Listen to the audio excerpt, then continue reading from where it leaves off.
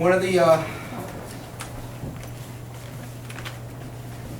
you know, it's interesting because I was speaking with someone a couple of weeks ago, and they came in to get evaluated, and as all of you know, Mary, if you can sign in after the boys are done. And he came in to get checked, and as most of you know, we do the initial consultation and screening at our expense here in the office. And when we started going over everything, it just wasn't a fit. It wasn't a fit for him. But he asked, he goes, you know, I drive by all the time and I see all these classes and workshops that you guys do. And he goes, can I come in? And I was like, sure, it's for the community. Okay. So one of the, you go there. You know, one of the things that I always hope from the individuals that come is that you let people know, because ultimately, you know, I'd rather see someone getting the education and being, you know, than be out of pain. Why do I say that? Because I'd rather you be intelligent and in pain than in pain and stupid. Okay? And people look at me like, why do you say that? And I'm like because if you're in pain and you're not learning how to take care of it, you keep trying to do the same thing, and you never do anything to change it or get better. You know, so when people come in discomforts, obviously as a doctor of chiropractic, caring about the discomforts, I mean, everybody talks to me, is this bothering you, is this way? We address those things, but ultimately chiropractic is about function and how your body is progressing. And, you know, when you guys are here learning, this class looks really lopsided, it's leaning to the, it's listening to what, Starboard? My Starboard. But, you know, it's really important for people to understand that it's more than just, okay, I'm getting adjusted, getting out of pain, and, you know, and that's it. You know, correction of the subluxation helps your body function better. And as a doctor of chiropractic, I've seen it happen. Some of you might have been here a couple of weeks ago when I shared the story about my niece, and I didn't use her name, and then eventually I said it was very personal to me. And my hope is that you have that in your mind and saying, oh, you know, someone can benefit from this, and just ask them to come along. You know, those are the big things. Having said that, we're going to be talking about sports injury prevention tonight, and some of this stuff is going to sound like common sense, okay? Because people know what to do to prevent injury, or do they really? Is the question. You know, are they listening to what's going on in their body? Are they listening to what's happening in their body? Or are they pushing through something that can actually damage or injure them more? So what are some of the things that I'm going to ask you guys? Because, you know, you guys know how to prevent injuries, yes? Some of you, right? Go ahead. Stretching before you work out. Stretching before you work out. And I'm going to talk about that. Is stretching before you work out a good thing or a bad thing? Pros and cons. I'm not convinced either way. Okay. I was taught before and after. Okay, you were taught before and after. After. After. Okay. Who else? Anybody else? So stretching is there's different answers. So it's like okay, so what do I do? All right. So there's different answers to it. So what else? What else can you do? Hydration, Hydration, right? Why hydration? because you're working your body so hard, it needs what it's putting out, electrolytes and water. Okay. So hydration, not only hydration, but electrolytes too. Okay, so that's an important one. What else? Warm up. Warm up. Okay. So this is the distinction. Are stretching and warm up the same thing? They're not. Okay, they're definitely not. Everybody's nodding their head no. They're not. No. Okay. No. You're saying no. Okay. I don't know. Okay. So warming up is an active form of the exercise in a lighter form before you actually do it. Okay? So for example, someone who is a power lifter, like everybody's been watching the Olympics, yes? Okay. Some of you, no? Some of you have been watching. Okay, so there was a quote, and I heard it this morning. I don't know if it was on the radio or I was talking to someone. I had conference calls all morning from one of the swimmers. And I don't remember which one it was, but what she said, to paraphrase it, was the event that they're at, the contest that they're at, is actually a reflection of all the work they put in beforehand. Make sense? And she said, I'm not, this is not, you know, my exercise. This is a reflection of all the work I put in before. Okay?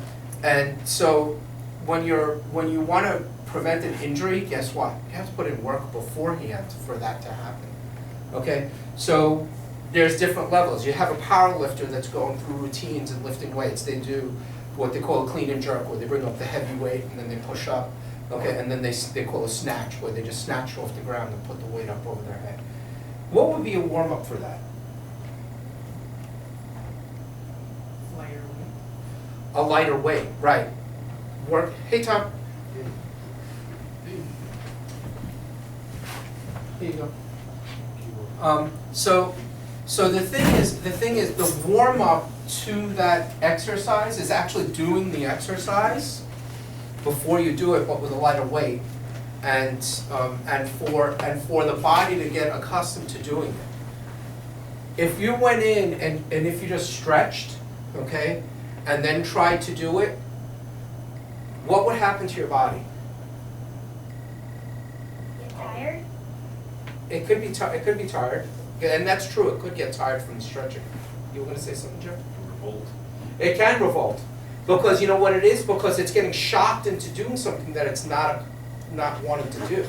So one of the best ways to prevent injury when you're doing something is to actually do the exercise in a lighter form as a warm-up. Okay? And then do some exercises that will like maybe warm up your hips or warm up whatever it is. So for bicycling, it would be actually being on the bicycle. Has anybody ever watched these guys that do the Tour de France? I mean, these guys are biking 21 days in a row, okay? No, they take a break in the middle, one day in the middle.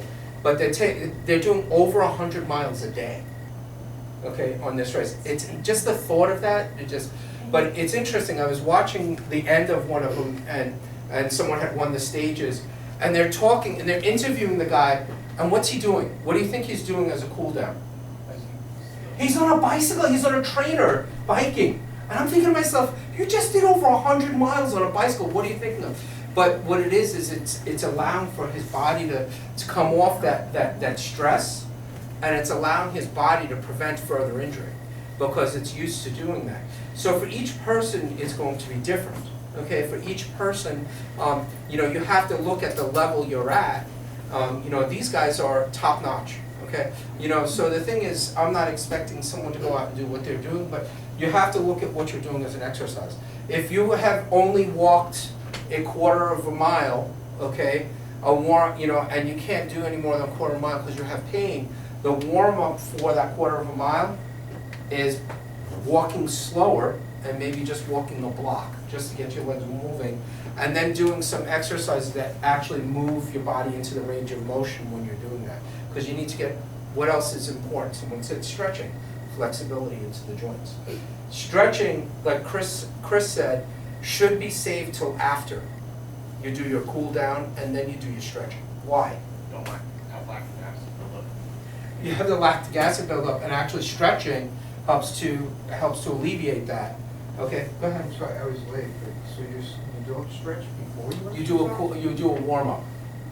You do a warm up. You do the exercise. You mimic the exercise that you're doing before, and you don't do a complete stretch before. Okay. So the thing is, you can do something like, you know, you can do some range of motion. You're going through ranges of motion, but it's not a complete stretching program. You're actually mimicking the exercise that you're going to do first. Okay, in your warm up. Okay. So if I was going to run, so what are some of the things that can warm up my legs? Okay. Obviously, I'll tell you what I do. I usually will do a light jog for about a half a mile, 3/4 of a mile. Okay, then I will go through things like like lunges, and then, twisting, but I'm not actually stretching. Okay, I'm not actually stretching. I do the stretches afterwards. Why would I do the stretches afterwards? You said the lactic acid buildup, it helps to get rid of that. Okay, and using a roller or a hip or one of those sticks, the things to roll out the muscles, helps to get rid of the lactic acid too. But also the muscles are already. Go ahead, honey. You could jog in place. You could jog in place. That's a great idea. Listen to this. Kids are You- too smart. They know more than we do anyway. They do. But the thing is, so the thing is, you're trying to get rid of that lactic acid buildup by using the foam roller, on your hips or whatever it is for the exercise. You can use it for your back. You can use a stick. But you're also stretching afterwards because guess what? Your muscles are going to be more pliable. They're going to be already warmed up, so they're going to be more likely to stretch. And then if you stretch at that point, you're opening up the joints for more growth and for more recovery. Okay, so it allows for flexibility. Now some people are extremely flexible, and as we get older, do our muscles and ligaments get more pliable or less pliable? Less pliable. So a lot of the kids, when I see kids that are coming in that are their age and they can't touch their toes, it freaks me out. Okay, because I'm like, you guys should be able to be Gumby. You should be Gumby. I mean, you should be able to. But the thing is, that's a big thing. Now, during your workouts, depending on what you're doing, there's differences in helping avoid injury depending on the type of workout you're doing. Now, we have a video this week about short high intensity training. Okay, and there's another acronym for that, but you can figure it out for yourself. Okay, but the thing is, there's a difference between high intensity training and and endurance. There's huge. Which gender? I guess I shouldn't say gender anymore. I don't even know what to say. Which gender has more endurance typically in their legs? Man or woman? Men. No, Woman. they don't. Women. Women do? They have more endurance. Men have more strength. Okay?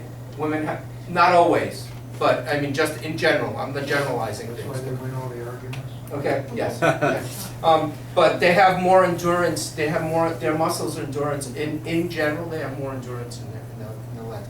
Okay, it's not always that way, but there's a difference. So there's a difference also between fast twitch and slow twitch fibers. Okay, fast twitchers are the explosive muscles that we use. So if you're playing a sport like soccer, lacrosse, basketball, you're sprinting, those are the muscles that you want to get in and you want to build a lot of. So if you want to get memory in your body, as a matter of fact, they did a study many years ago where they had a professional Olympic sprinter sit in a chair and they wired him, brain encephalograph. I mean, they wired him up, and they said, visualize your race. It was a 100-meter dash, and we want to see what your response is. His response on that electroencephalograph and all the electronic stuff was identical to the response of the muscles of him actually doing it. So if you think about it, part of it is a mental thing. So you have to address those things. So we should be stretching afterwards, okay? And we should definitely look at what we're doing, and we should do it intelligently and strictly.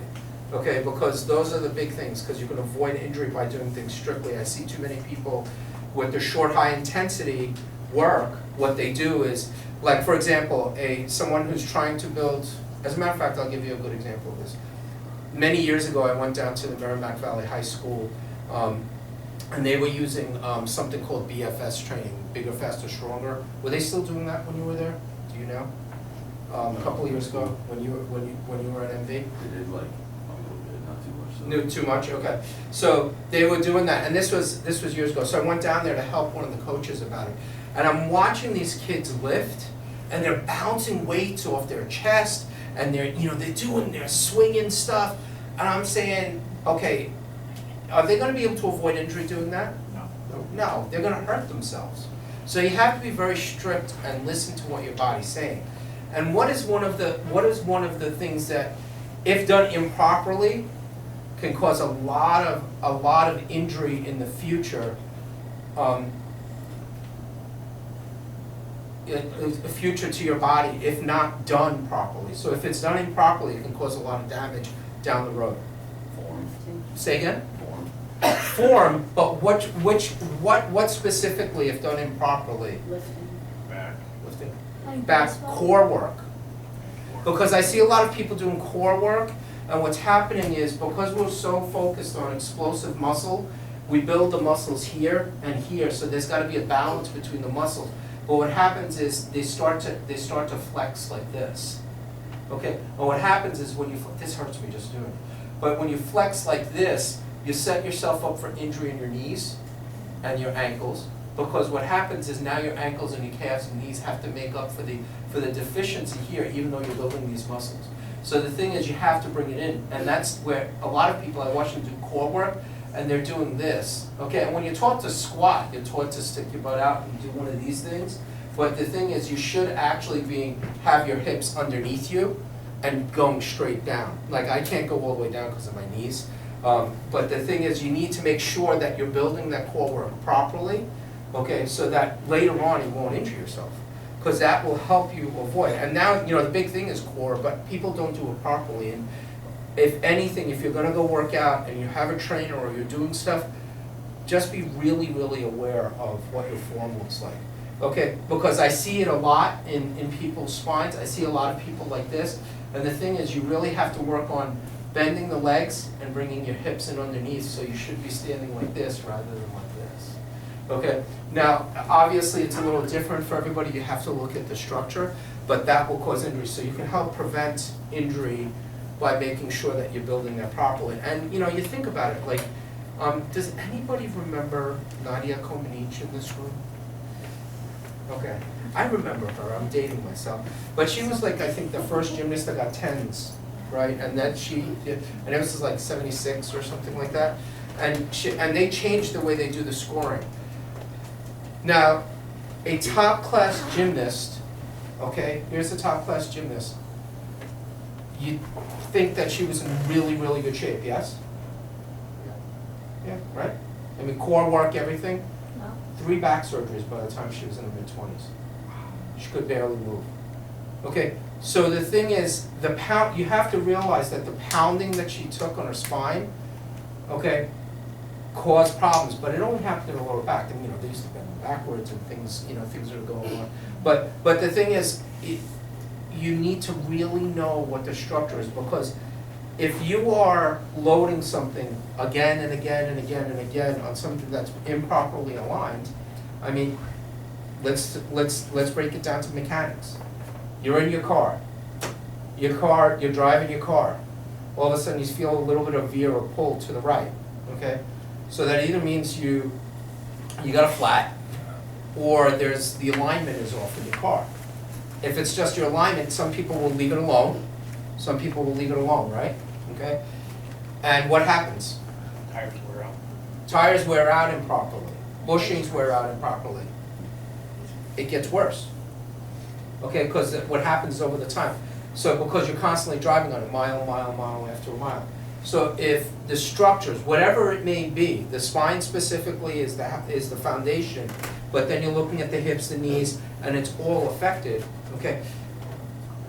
If you are doing an exercise that's repetitive, especially like running or biking or swimming, which I'm used to because of the triathlons, or if you're doing squats, or if you're doing the same thing again and again, okay, guess what's gonna happen?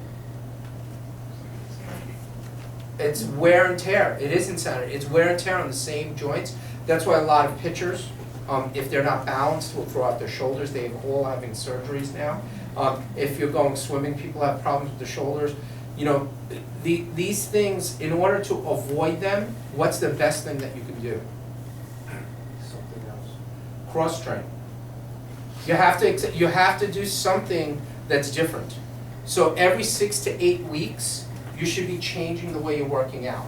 Even if it's just one thing in the way you work out, okay? So this way you can keep the muscles balanced and teach the body that there's other things going on. So core work is really good, But I see people, a lot of people doing the CrossFit stuff, and I watch them and I'm like, oh my God, they're gonna hurt themselves. Okay, because they're not doing it properly. Yes, honey? If you're playing soccer and you're a goalie, is it bad if you're like, when you're diving, if you're like bending your shoulders too much? I don't know, you tell me, you think that if you're doing that a lot and you're reaching out and you're hitting it hard, do you think that's good or bad for it? Bad. It's probably bad for it, but you can train your body how to respond to it. Okay, so the thing is, that's a really good question, because that's an example of, that's an example of that, because a lot of the kids that I know, they don't do the headers as much anymore, but the ones that do, it's whiplash. Okay, so the thing is, in order to avoid injury, you need to mix it up. You need to be able to make sure, one, that you do a proper active warm-up prior, and then subsequent to the exercises that you're doing, you need to do an active cool down, okay? Then do your stretch, okay? Go ahead. Did you see the gymnast that, I think he snapped his hip fib and it was protruding out? Did you see that in the Olympics? No. Where he came down and his whole And his hip leg fib just buckled? snapped. Yeah. Is that what you're talking about? Would that have been sheer force, or would that have been It could be repetition? sheer force, it could be from repetition, or it could have been misaligned. I mean, because you think about it, a millimeter of misalignment could mean is huge in something like that, and it just could have been the years and years of pounding. I have a young gymnast that was coming in, and she was a level 8 gymnast, and she went somewhere, she on a flight, and she came back, and her legs swelled up and stuff. They found a clot in her leg. Okay, and the thing is, and she was in really good shape. Okay, but they found she's 17. Okay, yeah, she's really young. So now she's on all these meds to try to dissolve the clot. But the thing is, how do you avoid that? That's trauma to the body. If you're doing that, you need to, and she was doing it 4 hours a day. If things are not lined up properly, you're gonna damage it. You're gonna damage it. And if you don't warm up properly, and I know that she was quote unquote warming up properly, but I would love to see it. Because I want to see what the coaches are doing, because there are a lot of people out there, especially sometimes you get these trainers for teams and stuff, and they know everything. I've talked to them and I said, guys, he's going to get hurt. Look at the imbalance and he'll be fine. No, it won't. Okay, because you also have to look at here the balance of the cerebral cortex neurologically. I had a football player who came in, and he would always pull his hamstring on his right side. And I do a neurological technique. I have some training in neurology diplomate, and I know, and I've done some courses. I didn't become a diplomate, but I know some of the work. So I started checking this guy, and it has to do with eye movement and how you balance the brain and the cerebral cortex. Is not balance one of the most important things when you're doing any activity? Sure. Okay. Yoga is good for that because they teach you balance poses. But this guy was constantly pulling one side, and I was like, there's something off. So we did an evaluation, and I said, listen, I'm gonna have you do some simple exercises. And so what I did was, I had him do some simple eye exercises to stimulate one side of his brain, okay, because the other side was hyperactive. Okay, and you figure that out through evaluation, obviously. After about 2 months, he was noticing that his gait when he ran was smoother. Okay, just from doing eye exercises, changing the balance in the brain function. Okay, because what side of the brain controls the right side of the body? The left side of the brain, right? So so vice versa. But when you get to this level up here, at your atlas level, it actually switches. Okay, so what happens, about 85% of it, 80 to 85% of it or so controls opposite sides, but then you get up here and it switches. And then right to right, left to left. So when you use the eye movements, it stimulates one side to the other. Really esoteric stuff, but it made a huge difference because his gait got better and he never had problems with his hamstring again. And he stopped doing the eye exercises, and then he got back into his old habits. And like we were talking about, like Daryl said, it was the same thing. He was doing the same thing over again in his habits, and he had to change it. That's why you have to change what you're doing. You can't have the same habits because it's not going to get better, and that's where the injury comes in. So you have to balance everything that's going on. So stretching afterwards is good. Balance is awesome. Obviously, from a structural standpoint, I talk about chiropractic, and you guys get that. I don't have to beat that into you guys. You guys understand that if this subluxations are there and misalignment is there, it's going to cause interference in the nervous system. Okay, making sure neurologically things, mind-wise, are balanced also, because that can throw things off a lot. Okay, it can throw things off a lot. And then making sure that when you're doing the exercise, you're doing them strictly. Okay, and you're doing them in proper form, and have someone coach you in it. Okay, someone who really knows. Be aware of the people that are helping you, because my brother, love him dearly. He's retired NYPD sergeant, and he knows everything. Okay, and he's older than me. He's 7 years older than me, and he's a big boy. He's 6'4", 250. Now he's a little heavier. He's a little heavier, but he's a big guy. He's a big guy, and growing up with that, it was always a challenge. So we used to go to the gym together, and brotherly sibling rivalry. 7 years younger. I was 25. He was 32 at the time, and we did really well lifting together. And I would say, Al, this is what's going on. Help me out. So he knew a lot about the body and nutrition. So now here I am. Now let's fast forward. I've graduated from chiropractic school. My undergraduate degree is in nutrition and dietetics. I know about the structures in the kinesiology, and 10 years later, now I'm 43, he's 50, and I'm going, Al, you got to do something. He had a knee injury from an accident at work, but he still worked, and I go, you need to change the way you're doing things. He goes, oh, don't tell me what to do. I know what to do. I go, yeah, but I go into your refrigerator and all you have in your refrigerator is crap. Okay? I mean, there's no healthy food. You know how to eat, but there's nothing but crap in your refrigerator. Okay? Can eating affect injury? Absolutely. Absolutely, because you need to make sure that the nutrients and the electrolytes, everything is balanced. But it's different for each person. That's why it's important to drive it. It takes time to figure it out. Okay, what your body responds to, what it doesn't. Some people respond to carbohydrates. Some people respond to proteins as energy. Okay, it's different for every single person. But he wouldn't change the things that he was like, I know what to do. Don't worry, I'll do it, and blah blah blah. And I was like, stop. Okay, just stop. Just listen to me. Sit down. Let's talk about this. Okay. No, I know what to do. Hey, listen to me. I'm his younger brother. He always did. That's how he always introduced me. Oh, this is my younger brother, Sam. Go ahead, Brian. I think I'll add a point that as one who does a lot of bicycling, it's important to have a good bike fit as well. Right. That's critical. Right, and that Because you goes to the shouldn't hurt. mechanics. Yeah. That goes to the mechanics, and that's an important point because anything that's why when I was talking about strictness, that's part of that. Because if you have, like, I literally have a short leg on the right.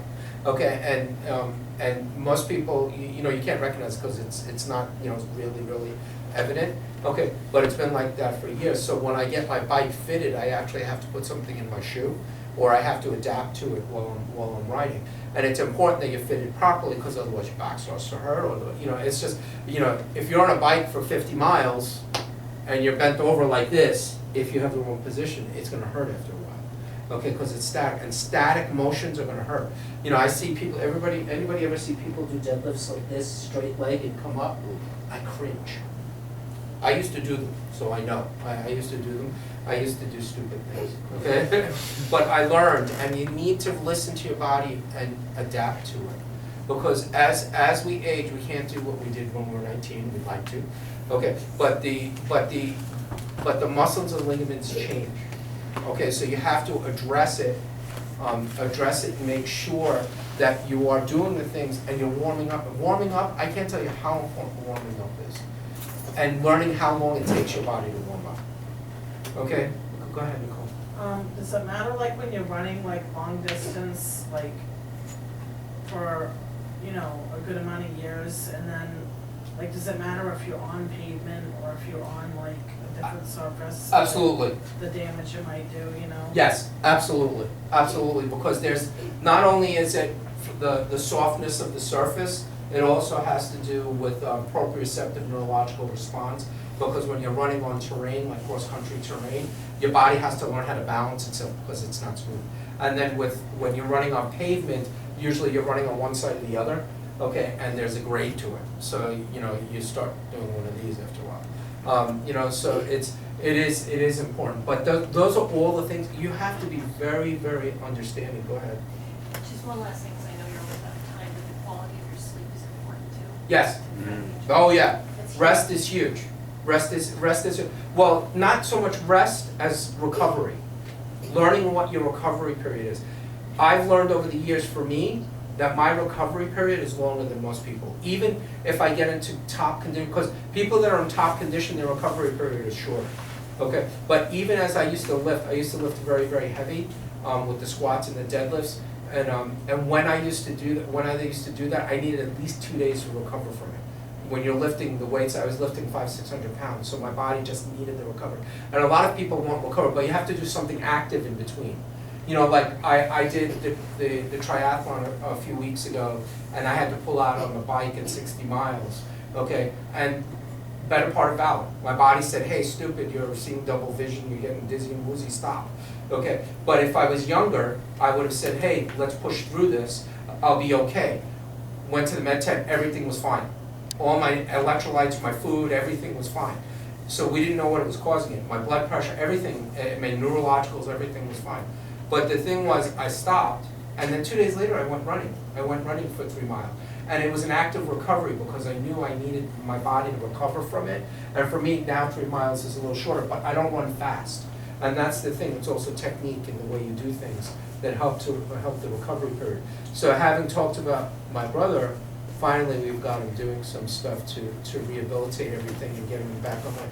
And understanding, hey Al, you can't do what we did when we were 25 and 32. It just ain't gonna happen. It's not gonna happen. Okay, it's not gonna happen. It just doesn't happen. You know, I mean, there was a 75-year-old guy that did the Ironman when I was there. God bless him. Okay, God bless him. I don't know how he did. But the thing is, but I guarantee you that he took care of himself throughout the years and was able to do that. And avoiding injury is multiple. There's multiple factors that come into play. Rest is important, and rest is part of the recovery. Okay, and rest is part of the recovery. And if you're not getting good sleep, you're not getting the nutrients you need in your body. So that's an important thing. So having said that, are there any specific questions? Because I know this class specifically lends itself to questions, and I want to ask because if there are people that want to leave, please do so. Okay, but if there are people that have questions, please stay and ask me questions because I'll answer. I have, we're handing out topics of the week or articles this week.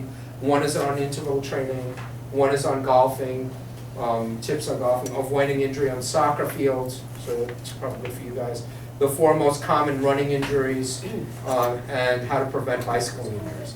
You know, so I have at least five things on this topic, but it's multiple. You have to look at what you're doing, and if you want to review it with me, please set aside time. Tell me what you're doing, show me the exercise, and maybe we have to just tweak something, or just look at how you're doing it. Have someone video your technique. That's the best way. You know, you have to be open to doing that, because if you want to change something, you have to be open enough to say, hey, I'm coachable, and I'm going to do this, and I understand the limitations in my body. Okay. We all have the ability to be professional athletes and Olympic athletes. All of us. Every single one of us has the potential. But we're not. Really, seriously. So you have to look at what your potential is and say, okay, if I'm constantly injuring a certain part of my body, what can I do to strengthen it or do something different to warm it up and change it? I'm sorry, can I say something? When Sure. I was running, like when I was a lot younger in school and everything, but I used to run long distance. Uh-huh. And I'm sure it's happened to a lot of people, but I'd wake up in the middle of the night, right where my calf muscles, I'd get like a wicked bad, like tight cramp. A cramp, In the sure. middle of the night, and I'd be like, oh my God, that hurts. Yeah. It hurts so bad, you know? And to avoid that, there's a couple of things that come into play.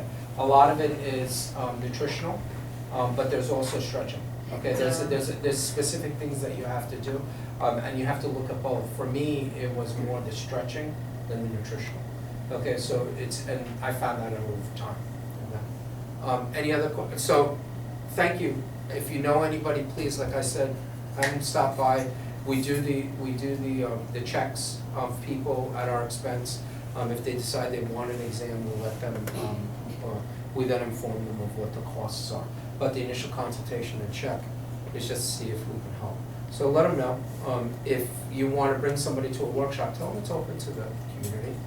They really are. I mean, they can always pull up the workshops on our website. InfiniteHealth.biz is the website. It's pretty easy. And then if you have interest in other workshops and you don't want to be here, there are some of them on YouTube.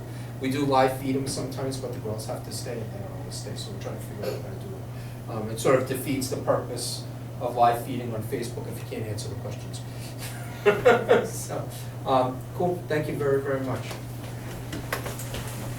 Thank you. Oh, I have to hit stop.